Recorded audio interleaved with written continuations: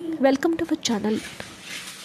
ఆషాఢ అమావాస్యను భీమా అమావాస్యని అంటారు. ఈ ఏడాది ఆషాఢ మాసం జూలై 6న ప్రారంభమైంది. ఆగస్టు 4వ తేదీన అమావాస్య వచ్చింది. ఈ రోజుకు విశిష్టత ఎంతో సంతరించుకుంది. ఆషాఢ మాసం భీమా అమావాస్య జ్యోతి భీమేశ్వర అమావాస్య ఎలా పిలిచినా ఒకటి. ఈ యొక్క ఏడాది ఆషాఢ అమావాస్య ఆగస్టు 4 ఆదివారం వచ్చింది. ఆషాఢ మాసం ఆదివారం అత్యంత పవర్ఫుల్ అని చెప్తూ ఉంటారు పండితులు. ఆషాఢ అమావాస్య ప్రాముఖ్యత హిందూ మత ధర్మాల ప్రకారం ఆషాఢ అమావాస్య రోజు పితృ తర్పణాలు ఇస్తారు. ఇలా చేయటం వల్ల వారి ఆత్మకు శాంతి చేకూరుతుంది, తద్వారా వంశవృద్ధి కలుగుతుందని పండితులు చెప్తారు. ఈరోజు పవిత్ర స్థలాలను సందర్శించి నదీ స్నానం ఆచరించి పిండ ప్రదానాలు చేస్తారు.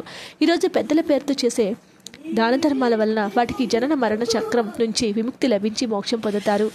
ఆషాఢ అమావాస్య ఆగస్టు 3 శనివారం మధ్యాహ్నము 3:30 గంటలకు అమావాస్య గడియలు ప్రారంభమై ఆగస్టు 4వ తేదీ మధ్యాహ్నం 3:54 ఉంటాయి.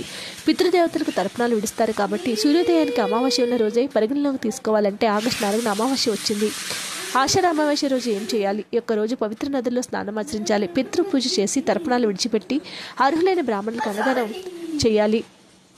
స్వయం పాకం అంటే బియ్యం, పప్పులు, కూరగాయలు వస్త్రదానం చేయాలి.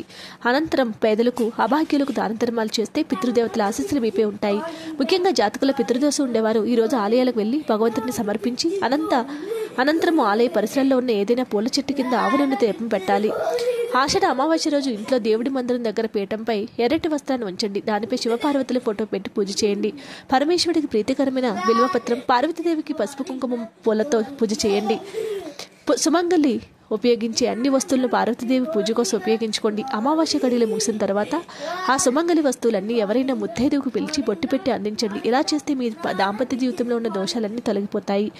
ఈ యొక్క రోజున నూతన వస్త్రాలు, చెప్పులు అమావాస్య రోజు అసలు కొనుగోలు చేయకండి. లక్ష్మీదేవత సమానమైన బంగారు ఆభరణాలు కూడా కొనుగోలు చేసేందుకు అమావాస్య మంచిది కాదు.